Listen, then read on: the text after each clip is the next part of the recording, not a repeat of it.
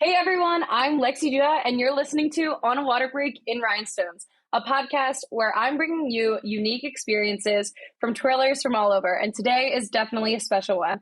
I have some great twirlers with me joining from colleges from across the country where they're each feature twirlers at.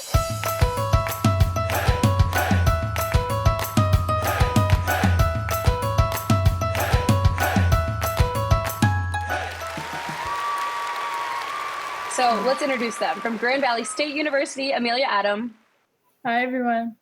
Golden Girl from Purdue University, Emily Cowette. Hi. From University of Colorado Boulder, Leah Mayer.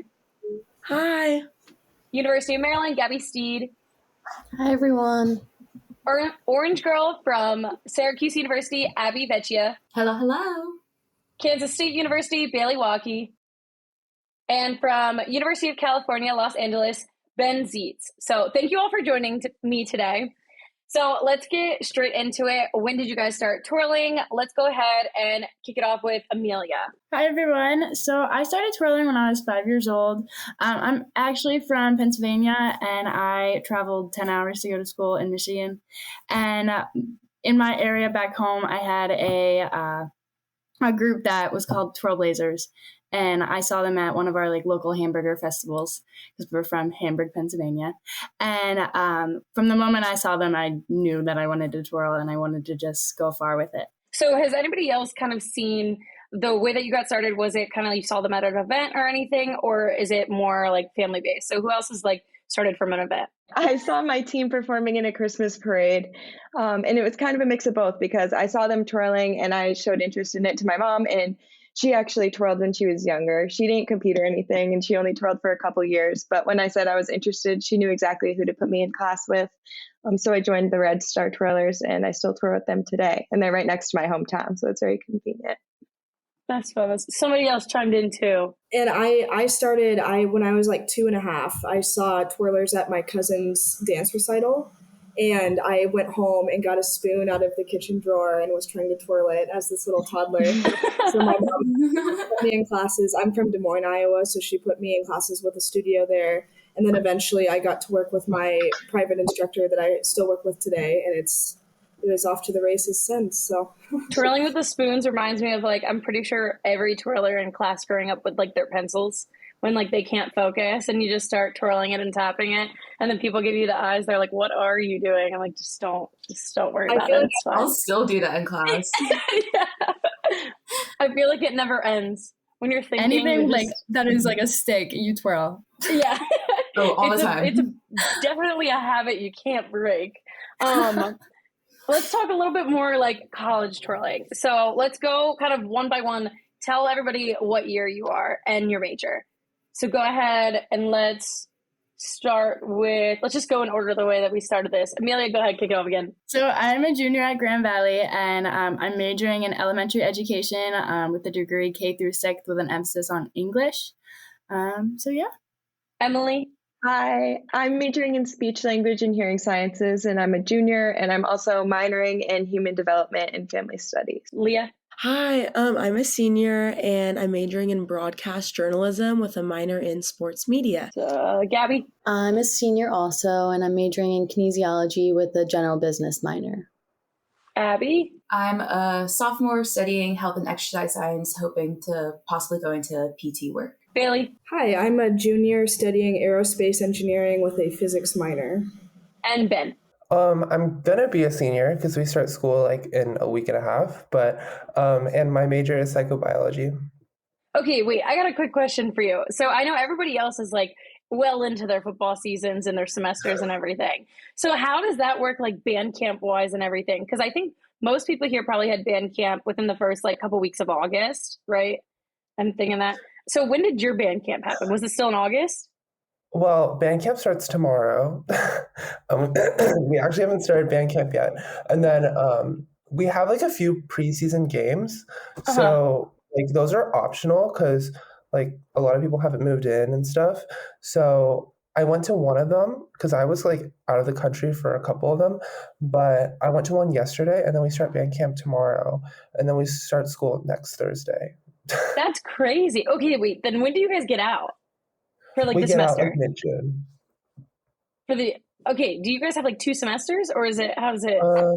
We're on quarters, so like fall, winter, and spring. Oh, okay. Interesting. That definitely is a little bit different of a twirling experience, like than I guess, like college, like traditional that you think about it. But that's really cool. That is really cool. Okay, so a lot of you guys are smarty pants here, and you have very difficult majors. That, like, what was the kind of deciding factor for some of your majors? So let's talk. Leah, go ahead. What made you decide for journalism? So I always knew I really liked public speaking, and I always tell people, like, since I perform on the field, once I graduate, I want to report on the field and kind of like translate that. So I chose Colorado. Like, I looked at journalism, of course, and it's like by a big city, Denver, and Boulder has so many opportunities with like sports and everything, and they have a great journalism program, and they have a lot of opportunities of on-air work through Denver, through Boulder, through just like all these different things. I ran the student broadcast last semester, which was really cool. There was 15 of us, super small, but we did all of it by ourselves. So when I was just looking at schools, I like met with the department, and I just saw all the opportunities that was just kind of like laid out, and we can go into like TV production, on air, behind the scenes. Like, they laid out everything, and I've tried everything too. Like, I knew I've been wanting to do on air, but we just had the opportunity to try everything. So I think Colorado really helped with like putting us in that pathway and like helping us, lead us in that direction and everything. That's awesome. So also, you're from not like down the street from Colorado. You're from a little bit away too. There's like a handful of you that aren't from even the state that you go to school in. So how did you guys decide to go? Because I feel like when you're making the college decision, sometimes it can be really difficult to figure out kind of where you want to go.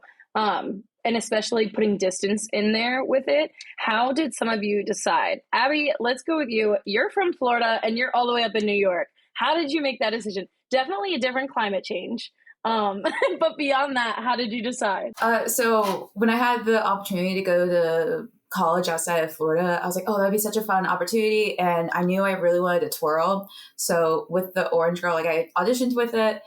And when I got the spot, it was just such a good opportunity that I just really wanted to go. So the twirling position kind of played a huge factor into why I came here. But I also love the campus. It is absolutely beautiful. I grew up in Florida, so I never really experienced seasons. So last year, like, seeing the snow, everyone was like, oh, Abby, look at the snow. But I was like having so much fun with it. It's still such like a little. Was that the first time you saw snow? Yeah, I saw it when I was about like 7 or 8. But besides that, never really experienced snow. I still love it. It's still such like a little novelty to me. Having to wear the big winter coats and take them off in lectures, that's a little annoying. But besides that, getting to see the leaves change and the fact that I'm already wearing a sweatshirt and it is still September is not something that is usually Florida. So it's a whole new experience. Like, you walk outside in Florida and it is humid, it is hot. Here, it's nice and cool. It's like in the 60s. Yeah, so definitely the complete opposite. I know, like, I'm still a few states down, but definitely different climate from Florida for sure. Aidyn, you're pretty far away too, right? Aren't you from Virginia? Yes. So how did you decide Texas? So for me, it was entirely a school thing. I knew that obviously you can't major in twirling, and that's something that I want to stay involved in forever. But the #1 advertising school in the world is at the University of Texas. So I knew that's what I wanted to do. And I decided that if I get into the school, I'm going to throw my hat in and I'm going to audition. I'm just going to see what happens. But the night I got in was right after Christmas, and my family lit up our Christmas tree orange, and I decided on a dorm, and I decided I was going without even hearing back from my initial audition, like my very first video. And it's a couple step audition process. So I knew I was going, but Austin, Texas is such a crazy growing city. We have Matthew McConaughey, who literally drives students around campus. Like, he just hangs out here. Jimmy Fallon is here all the time. We just have cool little novelties around, and there's just something new every day. And I was about to say, I had the opposite. I was used to growing up with seasons, and people here have never seen snow and like crazy stuff like that. And this is the only week we've had in 150 days where it was not above 100 degrees every single day. Oh my goodness. The turf don't really miss that. The turf reaches 160 degrees. So yesterday the turf was only 140, but the turf can reach 160 degrees, which is crazy. Oh my gosh. I always felt like, I feel like the hottest it got here was like probably not even 90 twirling on the turf, and my feet were like burning. And so I can't imagine when it's like over 100 on the turf and you definitely can't feel your feet at all. Yeah, no, I So do you cannot have to imagine twirl in that. sneakers, or do you wear jazz shoes? No, I melt through jazz shoes, but I actually this sounds ridiculous, I put duct tape on the bottom of my jazz shoes, and that way it doesn't melt. And sometimes I put super glue too, and that's the only way it doesn't melt. But I go through jazz shoes like crazy. Like, it's just a thing. Also, we have boots. Like, there's boot brand deals with the cheer team and everything, so they give us like real cowboy boots. So I've had to twirl in those, and they don't melt. So that's a perk. Can you like even move your foot in them? I can't point them, but make it work. Yeah. Oh my gosh. I've definitely never thought about twirling in boots before like that. And that would definitely be a different experience. Can you imagine like trying to do a walkover and your foot doesn't like bend and you're just like, but it's very uniquely Texas. It's a cool experience though. You've been there for a couple of years, so I feel like you probably got it down pat by now. You took probably the first year was a little bit learning lessons. Yes. Yeah.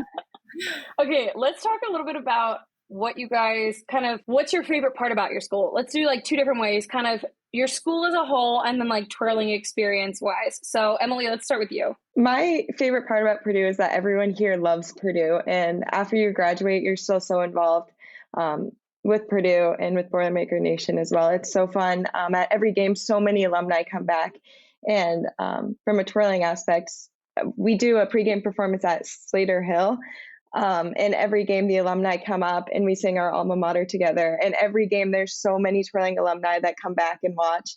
And I can't wait to be a part of that after I graduate from Purdue as well. But yeah, that's definitely one of my favorite parts about Purdue is that people here love Purdue. Gabby, let's go to you. What's your favorite things? I would definitely say like the same aspect of that. Maryland definitely has their Maryland pride, especially with our flag. Everybody outside of Maryland always says everybody from Maryland is obsessed with our flag, which we are. And then very with twirling, yeah. It's on everything. It just comes with being from the state. It happens. And then at the end of our games, we also truck out of our stadium and then we go up to the Performing Arts building and we all sing our alma mater together, just like Emily was saying, which I think is really cool. And then we just do our dismissal, which is a really fun aspect, and give our squad of the week, which is super fun tradition that Maryland band always does every game week. And they pick a special squad who showed who did the best that week, and they get a special flag and everybody gets to sign it. Does anybody else have that kind of like squad of the week at their school? Yeah, we do. We call it rank of the week though. Do you have like a big sign, like a thing that everybody signs to, or is it just like They announce it at our pregame performance, and then they have the whole rank go up and you introduce yourself, say where you're from and your major. Oh, that's pretty cool. Yeah. Yeah. I've never thought about like other schools having that before until right now. I was like, that's probably a common thing, not too out of the sorts. Leah, let's talk about your favorite things about Colorado. You had a crazy game last night. I was kind of following along on like the different Instagram stories. I was like, that is a wild ride. It was the craziest thing. I don't have a voice barely. We were out it didn't end until 1 a.m. Double overtime with Colorado State, which, CU, CSU, not very big rivalries. But it was electric, and we ended up winning, which was wonderful. But definitely one of my favorites, which translated a lot yesterday, was community and students just have a love for CU so much, and they just bond so much over it. So it's such a big support system. And then just one of my favorite traditions ever is we have a live Buffalo Ralphie run at pregame and halftime. And so we had a sold out game yesterday. It was 53,000. And when Ralphie ran at halftime and pregame, but especially halftime, Oh my gosh. It was just like the craziest thing. And for pregame, when Ralphie runs, I'm on the sidelines and just everyone erupts behind. And it is just like there's a live buffalo charging at you with like all these handlers. It is amazing. So that's definitely one of my favorites. Does anybody else have live animals on their field? We have a giant longhorn steer whose horns reach about 8 feet out, and he also comes charging, which is crazy. Yeah. I feel like you'd have to I'd be scared the first time I saw it, I feel like, because I would not know what to do. I'd just kind of freeze. But it would be so cool in the end because you're like, wow, I'm only a couple feet away from this big animal that, yeah, no, that would freak me out a little bit at first, but it would be really cool, really cool. I don't think a turtle for me would do too well in the field, but it's okay. It's okay. We'll keep that little guy probably in the pond or something. But okay, any other awesome experiences that you guys want to talk about? I would love to go. Yeah, go ahead, Abby. Yeah. One of my favorite traditions that we get to do is if Syracuse wins, the marching band, we march down. We kind of just walk down to a local pizza place and we storm the whole thing. There are people just eating pizza, they're having their dinner. And we come in, we take over the place, we stand on the tables and we play a couple tunes. We just have a good time. We dance around. It's a little place and I'm staying on the table. So half the time with my baton, I'm just doing little finger twirls, basic stuff. But it's just such a good time. And then we end it by playing our fight song, and the whole pizza place is lined with all the school banners across the country. So then we flip the banner of the team we beat, and then we get free pizza. And we go outside and we celebrate some more. Yeah. So it's just such a fun time. And the first time, because I was a freshman last year, the first time it happened, I had no idea what was going on. And someone was like, oh my God, Abby, you have to get on the table. You have to get on the table. And then you just go up and you're like, hi, excuse me, can we stand on this table and dance around for another 5 minutes? But the locals kind of know that happens, and it's such a fun time. Is that one of those traditions? Because you know how sometimes there's little traditions that the freshmen don't know about before it goes into it. Mm-hmm. You're not allowed to speak of it. You just kind of let them figure it out in the moment. And so then as a freshman, you're like, what is happening? What do I do? Yeah, definitely. It was not talked about. They were like, just follow me. That's awesome.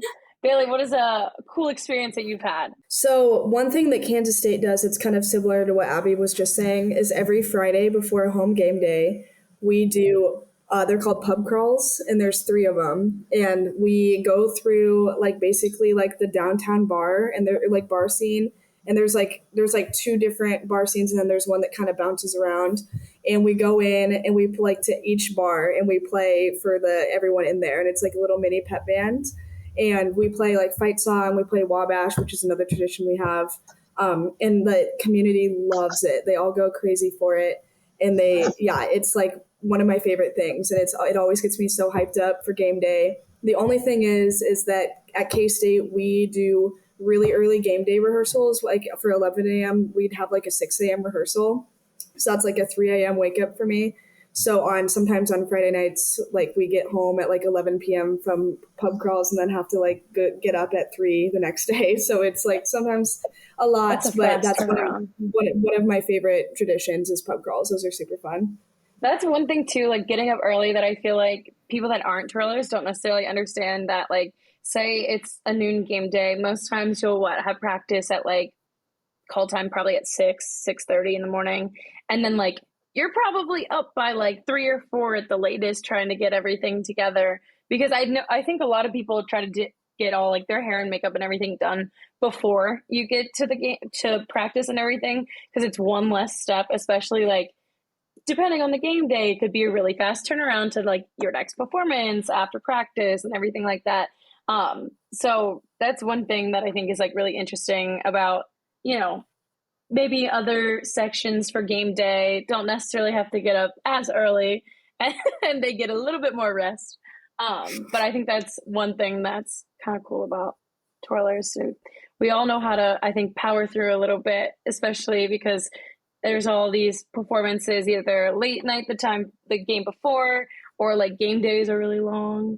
I know that Maryland has this thing called fifth quarter, Does anybody else, like, after kind of like a post-game performance, like on the field, kind of play with that? Yeah. Ben, what's your guys' like?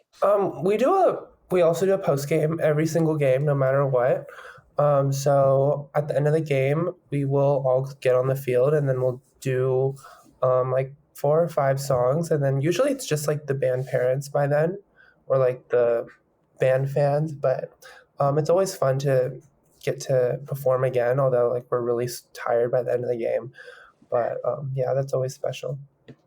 Yeah, I always feel like the end of it, it's like, okay, we can do it. But then it's the best. I feel like a lot of band alumni comes back and sticks around for the 5th quarter. So I feel like that's always fun to like see them because you don't always get to catch them on game days and everything like that. Okay, let's talk a little bit about how you guys went through your tryout process. So every school is completely different. I think pretty much every school is different on how they do it, even from the first step with having to submit videos and everything like that. And it's a whole process.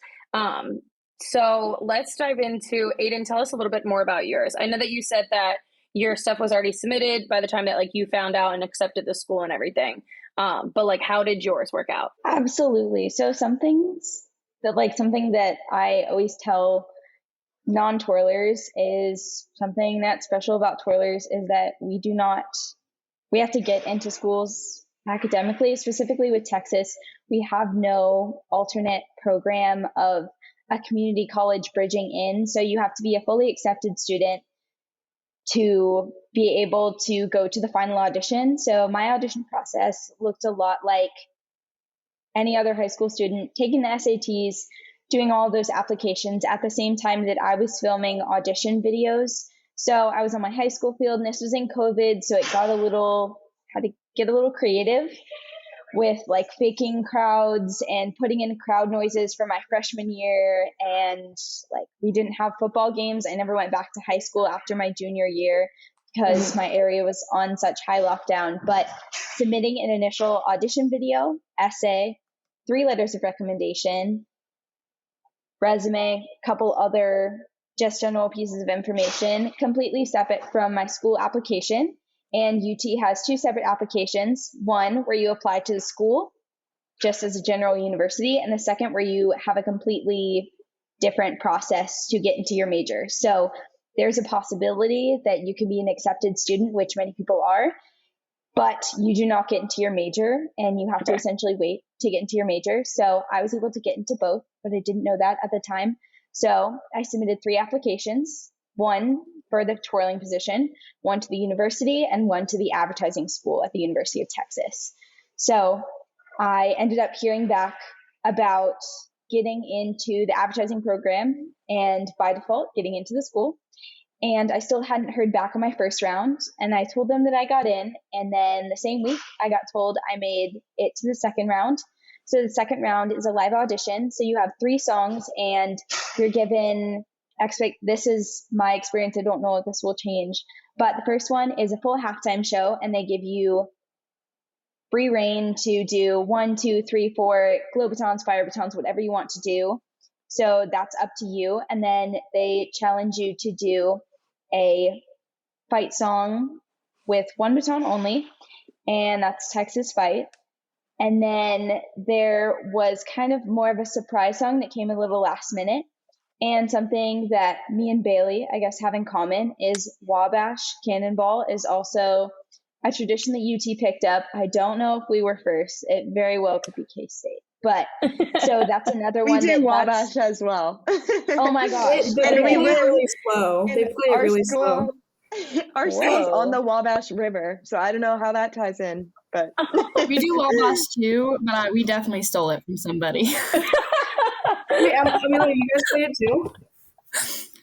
That's so crazy. Oh my gosh. Did you say you played Wabash as well? Yes. Yeah. Oh my gosh. Wow. So we definitely stole it because we stole Let's Go Blue from Michigan too. Oh my gosh.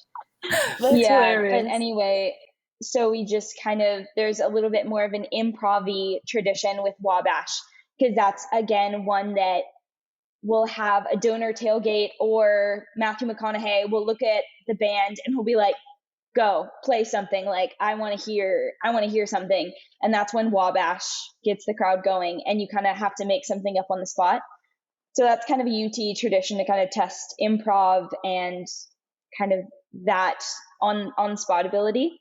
And then from there was a panel interview with athletic staff, band directors, and our dance and choreographers and flagline people. And it was a lot about branding, a lot about the university. The hook'em horn symbol is something that lots of people might not know about Texas. They might think it's super yeehaw, but everyone knows this if you do this. And the burnt orange is something that no other D1 school has. So they're very specific on branding and all of those guidelines and kind of the history there. So it's a very interview focused audition process. Did you guys find out like that day, or is it later on that you find out?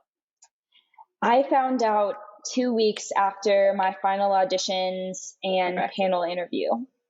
Okay, cool. But I was also entirely over Zoom. So I don't know if that would differ if I had tried out in the stadium like other twirlers.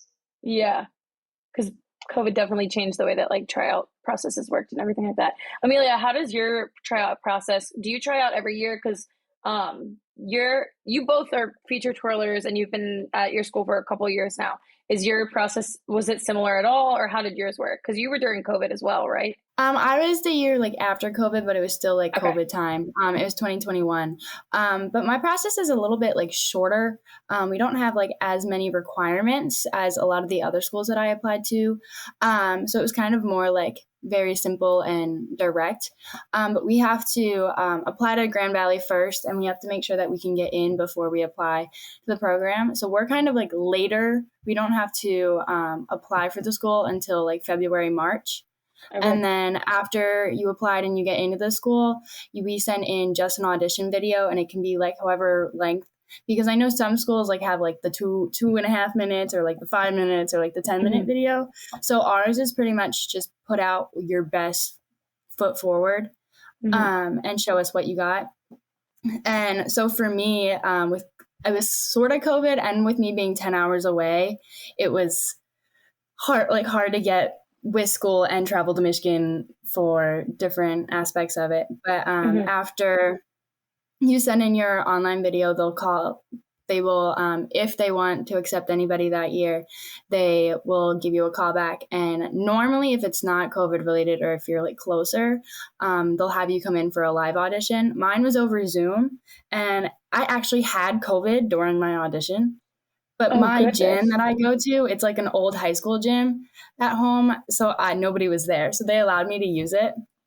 So I was like on my deathbed during my audition. Oh my gosh. So at the live audition, we had to do 2 routines. One was like just an improv routine, and the other one was like a 1, 2, and 3 baton routine. And on the court, it's the past feature twirlers and the directors. And what I really felt that drew me to Grand Valley was that at the audition, my band director messaged me the next day and called me on the spot and was like, you have this position. And then he was asking me how long I would need to accept it. And at that point in time, like I had more auditions coming up. I wasn't exactly sure where I stood with different things. And he gave me the option. He was like, well, you have like 2 weeks. When's the last audition you have? He wanted me to get all the opportunities that I could have wanted and pursue anything that I wanted to. And I actually toured Grand Valley back during COVID, so in 2020. And I met the band director, and he gave me his phone number. And he actually marched at the University of Tennessee. And he basically said that if I had any questions regarding anything, to just call him. Even if it wasn't about Grand Valley, that he had some resources that he could have helped me get anywhere that I wanted to go. And I think he was like the main reason that like drew me to Grand Valley, because that like connection and that family and that commitment to wanting to see me succeed, no matter if I went to Grand Valley or not, was just like that family connection that I really wanted, leaving my hometown and going so far away. I like really wanted that like homey feeling, and he like brought that. And then as soon as I got here, it was that homey feeling. That's awesome. Emily, your process is probably a little bit different because you all have, it's a little bit different the way that Purdue's lined up. You have a couple of Yeah. feature twirlers with different named positions and then a line. So how does that work out? Yeah, so we do kind of similar to what everyone else does. We submit a resume and a cover letter, and then I think it's a 5-minute long video that we submit, and that's kind of our first round. And then we get an email back saying whether we got a feature audition or a team audition. So that's kind of how we're split up. And then we come to audition in person, all of us together. We do everyone, no matter if you're having a feature audition or a team audition, everyone does a group routine. You learn it and then you perform it. We run through tricks and we do some like technique things. And then we all go home and they give us an order to come back in. So say we go home at noon, they say, come back at 3, and we come back at 3, and if you're trying out for a feature position, you do a full like college halftime solo type routine. And then everyone does a downfield performance, an improv, and an interview on the spot too. So you do all those 3 routines back to back and an interview. So you're like completely winded, and then you have to do an interview right after that. So when it comes time to perform for audition season, we know like in the back of our mind that we have to practice doing our halftime solo, downfield, improv, all back to back, and then our interview. I feel like that'd be easy to get through halftime then. Once you get through that, you're like, I can do halftime. Yeah. I can do like 3-4 songs. Yeah. Yes. So I wasn't really expecting that coming in my freshman year. I didn't know it was going to be set up like that. And I was auditioning like, oh, okay. And they were like, take your time. And I was like, no, I'm good. As I'm like dying. You're like, I'm powering through.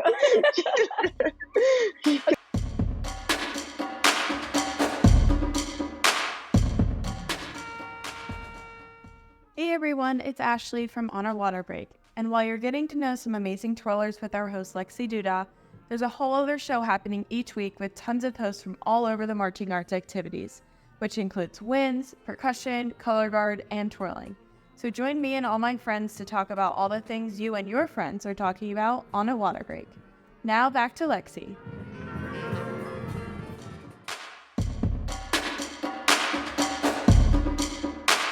Ben, I'm curious about yours because we've already talked about how your school year is set up like a little bit different. So when does your tryout process happen? Because I feel like a lot of tryout processes usually happen kind of like the end of the year and then maybe into the spring. So how does yours work? So for our tryout process, you also have to get into UCLA first before getting to try out. So not a lot of people try out each year just because of that. And twirling is also not as big in California. So because of that, there's not as many options for twirlers at UCLA. But then, so we were going through like a staffing change in the past few years. So it was kind of like complicated as to when tryouts were. So we actually had tryouts when I got the position, like they had us tryout in May. So that was after like people usually commit to their schools because May 1st is like commitment day for college. So everyone who wanted to go to UCLA and wanted to twirl already had to commit to the school without knowing if they were going to get to twirl or not. So that kind of just goes to show like they really wanted you to be in for the school and not just for twirling. And then our tryout process is like, it's just a video, so it's pretty chill. It's also really direct. You just submit a video to the band director. There is no advisor for twirling at UCLA. Everything is kind of just passed down from the previous twirler. So, like, there's no one really to tell you what to do, what tricks you have to do. It's just if the band director thinks that you're a good fit and that you can twirl, like, that's kind of just the requirements. How does that work like game day because like, you know how a lot of times game day, sometimes you need a lot of things that you don't expect that you need between like water, snacks, like stuff like that. How does that work on game day? Is there like a band staff that'll help you guys, like say setting batons and everything like that? Yeah. So, like some of the TAs for the band will like hold our extra batons for the parade. They'll set our batons on the field. Like they even know like, okay, big end this way. Like they really know what is required, I guess, for twirling. We're just really specific with what we need. They hold our waters for us. The dance team sometimes the coach will like ask us what we need, but a lot of it is we're really independent. Like at band camp too, we're pretty much on our own. Like sometimes we'll just go to the gym because, I mean, Well, it's hot some in things California, so I feel like it'd be kind of nice yeah. to get out of that heat. It's pretty independent, but we do also for our trial process, we do have an interview too. It's really chill. It was like 15 minutes with the band director. But overall, I guess the UCLA twirling position is just super, it's just whatever you make of it. So, Yeah, because we that's don't have an kinda cool. advisor or anything. So, but it's really great because you kind of get to know the other twirlers really well. So I think it's a pretty unique college twirling experience. That's how it is at Grand Valley. Because I'm the only twirler. So it's very like you have to make what you want out of it. So I added a lot that wasn't here beforehand. So like we didn't twirl fire in the last probably like 10 years and I brought it back. And because you're the only person, you have to make connections in other sections just to be able to feel a part of it. Because if not, then you're just kind of there. And everybody in the marching band absolutely adores the twirler. So like they are willing to like bring you in just for like snack or whatever you need. I feel like that's probably across the board. I feel like the band people are always the nicest. Like stepping in for the like first time, they're like, "Oh my gosh, hi! Like I'm so and so. Like, what's your name?" Basically being like let's be friends, and you're like, "Okay, yes, let's be friends." Yeah. Like this will make and like anybody's willing to help you. So it's like you have connections pretty much anywhere you go. Does everybody twirl fire at their school? No, the Rose Bowl doesn't let us do fire. I was just going to say, well, for the fire, I sadly am not allowed to in the dome. So I really want to, but I can't because we have the enclosed dome, which is very nice for when it starts to get colder. But I am so similar to Emelia being the only one. And obviously I came as a freshman as the only one. The last Orange girl graduated. And I also grew up on a team. So my whole life since I was 4 years old, I grew up on a competitive team. I had all those girls with me. And that was something that almost like stopped me from coming here, being like, oh, I'm the only one. Like that's really intimidating. And band camp, you are so alone. You're just off to the side. And after a couple of days, like some band kids would be like, I'm so sorry to interrupt. Cause I'd be like, no, come interrupt. Like I'm really not doing anything important right now. And then slowly, like I just started to make friends in the band because I'm the only twirler. One of my like favorite joking things to say is that I'm a part of every section in the band and no section at all. Cause I just love to go bounce around. This year, the sousaphones, the tubas, they made me like an honorary tuba and include me in some of their fun traditions. So the band is definitely such a welcoming environment and helped me kind of have that family sense that I was missing from my team growing up, and helped Syracuse feel like home. Yeah, I love honorary piccolo. One of my best friends is a piccolo. Or was a piccolo and this was drum major. For me, for band camp, I always, because like I really don't have to do anything the first couple of days because it's just marching and fundamentals. So I literally during sectionals walk around to every section just to meet people because if not, I just sit there. So that's what I did this year as well. I just started walking around and then during lunch and snack breaks, I would sit with a different section. I meet all the rookies. And they absolutely love it. They love it. Yeah. They're like, oh my God, seniors are a little different. I was going to say I had kind of like the opposite experience from Abby where I was like an individual twirler growing up. I wasn't on a team. And then I went to a school where I originally, my freshman year, we had 5 and now we have 3. And so it was, and then I was the only twirler at my high school as well. So it was like a transition, not in a bad way, but just learning how to work with other twirlers. And it was really nice, actually. I much prefer it this way to like have people who relate with you and like have, like understand the twirling pains, I guess. And Kaylee and Lauren are 2 of my greatest friends now. It's the same group as last year. And we really work really well together when we choreograph. And then also just supporting each other throughout because sometimes we all know it gets really tough during game days. It's like, 9-10 minute shows, and we just support each other through the week. And so I've really enjoyed. From the beginning, so you said there was 5 twirlers. So how Mm-hmm. does that work when it comes to like twirling on the field and stuff? Because do you guys, you're all feature twirlers, right? Like you're not a line. So you're all twirlers, like you twirl individually, or do you like twirl as a group? So K-State we have like titles. So I'm the feature twirler. There's a Wildcat twirler. And then my freshman year, there were 3 K-State twirlers, but now there's just 1. And we usually do, the way the marching band works, we have 3 auxiliary groups. We have the color guard, the classy cat dance team, and then the twirlers. And there's typically 3 or 4 songs in a marching band show. So they'll feature each auxiliary group specifically in one of the songs. And so during our feature, we do a group routine, and then also part of pregame, like our down the field is together. But I would say it's about like 75% individual, 25% together. So it's a really nice balance because we have a lot of fun choreographing stuff together. We just did a Marvel show, and so we had like superhero. That would be really cool. I like rolled over Lauren's back. It was awesome. So I really enjoy having that balance. But yeah, so it's like especially my freshman year, it was kind of hard to get like 5 together. It was kind of an awkward number, but the 3 is working out really nicely. So I've been enjoying it. That's good. Gabby, how's it work for you guys for twirling? Because there's 3 of you. So like twirling together versus individually. We have a good split too. 3, I would say, like Bailey said, is a good number to have because you can like still work your way through the band. You don't have to be on the outside like for halftime.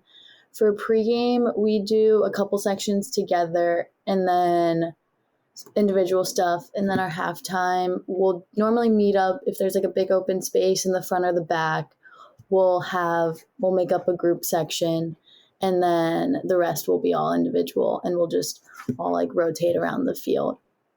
Leah, you also twirl with another person. So how does it work for you? Do you guys twirl together a lot, separate? How does that work out? Yeah, so there's just 2 of us, and the only thing we do together is our fight sequence, because CU actually has 3 fight songs, and so we do them like in a sequence, or we can play them individually. But for those 3 songs, we have a routine together, and so that's when we do our run on for pregame, we like run on and then come together. And we'll do that section and we'll do like a little exchange, but that's only like a couple 8 counts. And then we go into down the field completely individual. We do one other exchange after like the Star Spangled Banner, and then halftime 100% individual. So and we're on, depending on the band formation, we're usually symmetrical, but like if the band formation is not symmetrical, we're not symmetrical, but usually like I'll be on a 30, she'll be on a 30.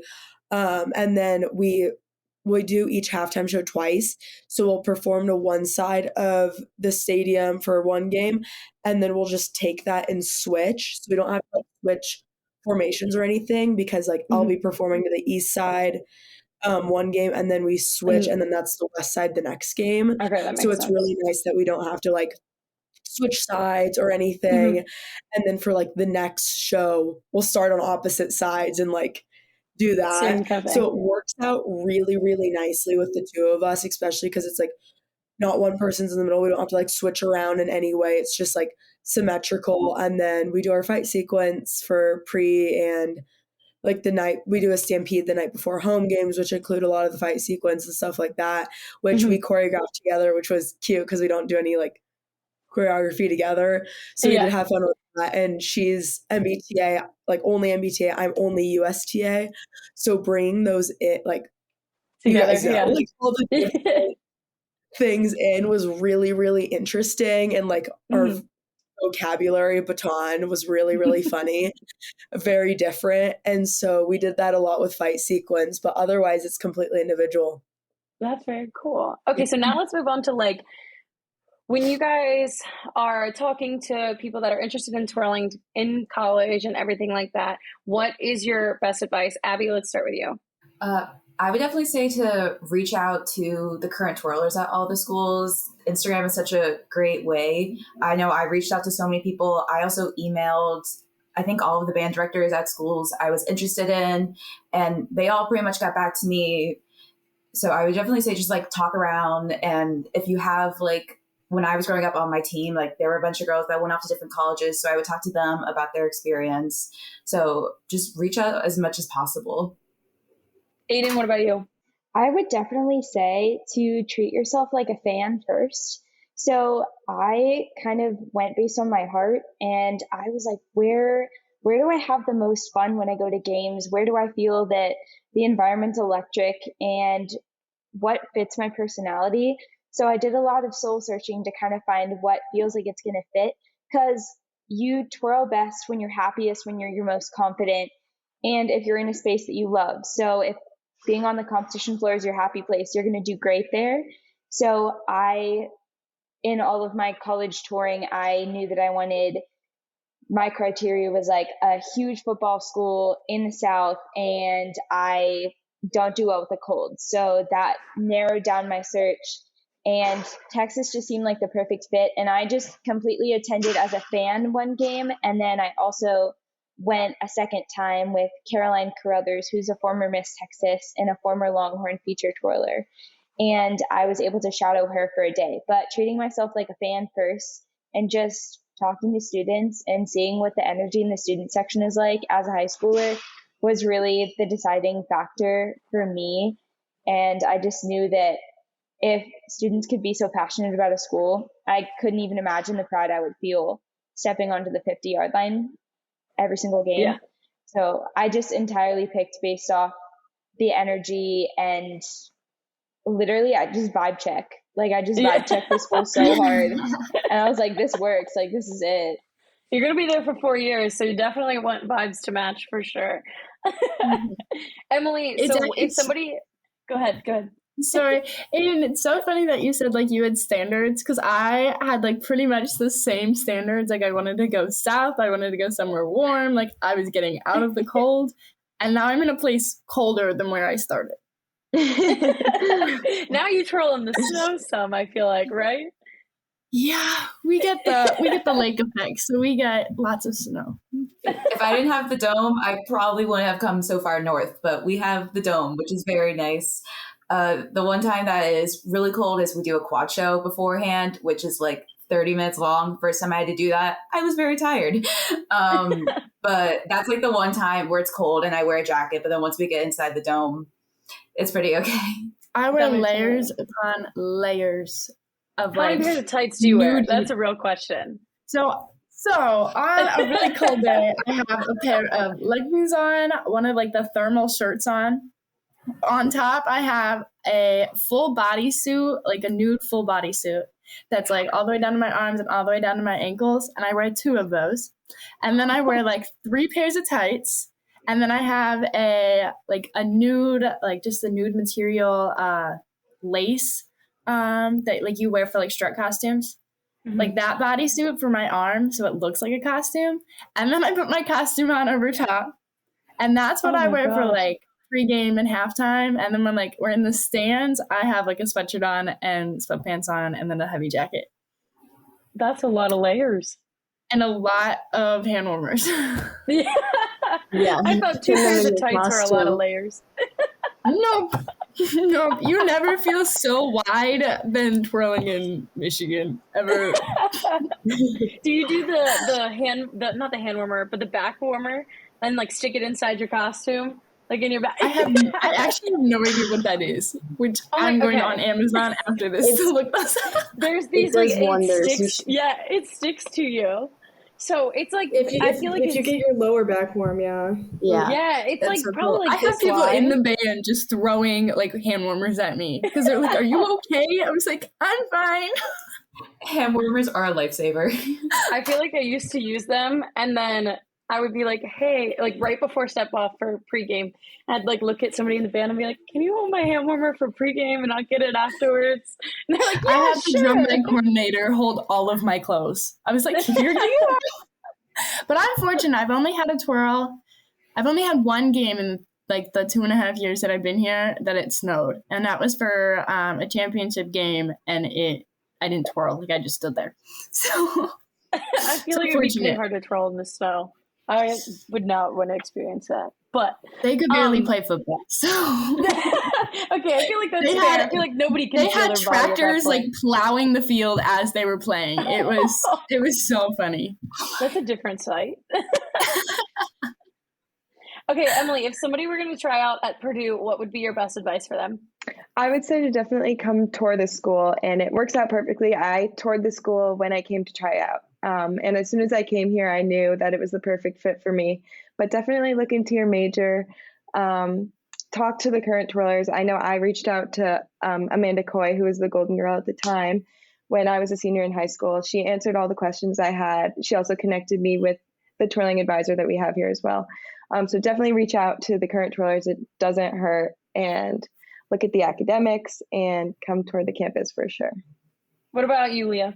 My biggest advice is kind of the same of touring the campus, because my very first time visiting the state of Colorado was I went to a CU game, and it was an absolute blizzard, like full, not just like a snow game, like full-blown blizzard. And I'm coming from Sacramento, California, which is like, 110 all summer. Complete opposite. It was November, so it was probably like 60, and I was complaining that it was cold back home. And then I'm coming to a blizzard. My snow boot ended up, which I didn't even own snow boots. It was like random boots we found, ended up falling apart mid-game because did not have anything. I didn't have a puffy coat. I wore like 6 sweatshirts, like so beyond underprepared.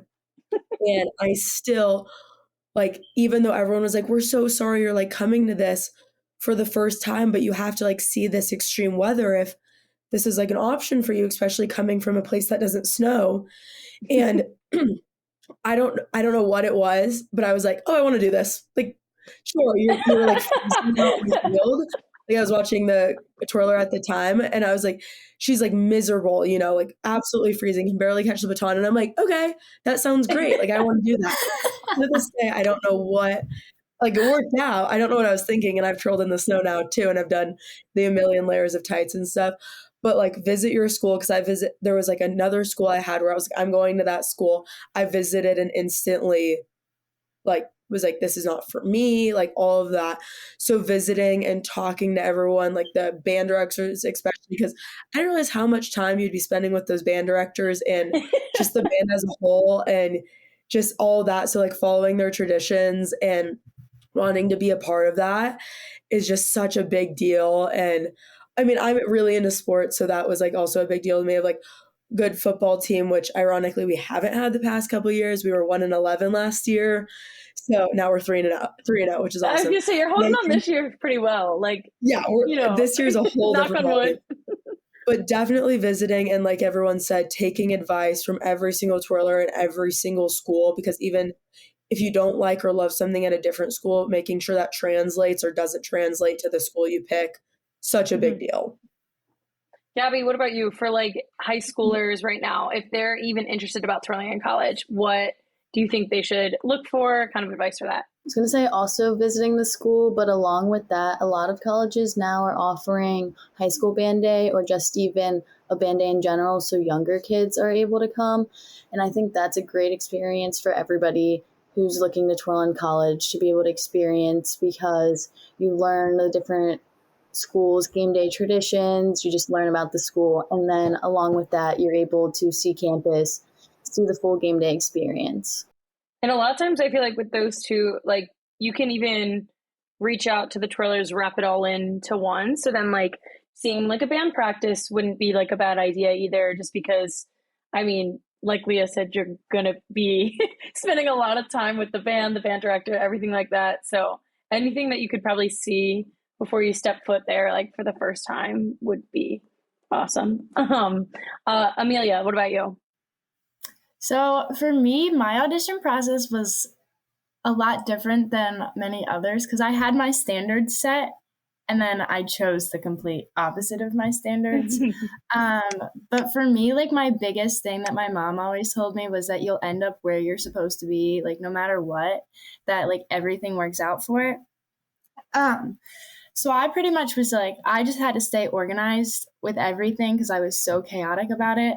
So just being able to take it all in and just understand that if you stay on top of things and you get in what you want to do, figure out where you want to go, visit the schools, get in contact, learn about pretty much everything all at once, and you'll figure out where you're supposed to be in the end of it. But just realizing that it's supposed to be an adventure and it's supposed to be an opportunity for you. So just like going with it and appreciating it that you have this opportunity and just knowing that you'll end up where you're supposed to be. Yeah, that's awesome. Sorry. No, go ahead. Because I also thought I wanted to go to the South and stay somewhere warm and far away from school. Just make sure you keep your options open because you really never know where you're going to end up. I always told myself that I wasn't going to go to Maryland because I thought I wanted to be farther away from home. But in the end, it was the perfect spot for me, and I really can't see myself anywhere else. Yeah. But I didn't apply to a school in Pennsylvania at all. Like, I knew I was going at least 2 hours away. But it was not supposed to be north. It was not supposed to be this far. I always like to say, I always like to say too, like I'm 15 hours from home right now, and I consider myself a homebody. I like to say it's only 4 years of your life, like, to be away from home. So like take that step and do it. And I don't regret it at all. I love being far from home now. But it's only 4 years and it'll be like the best experience of your life. So. Something like someone else was saying earlier, truly just enjoy the ride. Have fun, do as much as you can. Definitely like touring the campuses and everything is super nice. And I also only applied to like one school in Florida and I really wanted to go away to try something new, but just have fun and do as much as you can. Yeah, I think that's, in the end, most important. I didn't even know what Kansas State University was, like, going into my senior year, which is so bad. Like, and now I'm like the biggest like K-State ad. Like, whenever I go home to Des Moines, I'm like, to everyone that goes to like Iowa and Iowa State, I'm like, Kansas State is where it's at, guys. I love it so much. But my biggest thing for me is I was a class of 21, so it was like during COVID. Kind of. So like school visits were hard to do. And so I did a lot of Zooms with different band directors throughout November and December. And the one guy that really stuck out to me was Dr. Trace at Kansas State. And then I had the opportunity to meet him in person, and he was just the type of person that I wanted to be around. He's like really encourages like growth and like is really demanding of his band. And one of my biggest fears as a person is being stagnant and not improving like consistently in any aspect of my life. So I really wanted to go somewhere where I would be challenged, not necessarily by the other twirlers, but just like as a person, as a leader.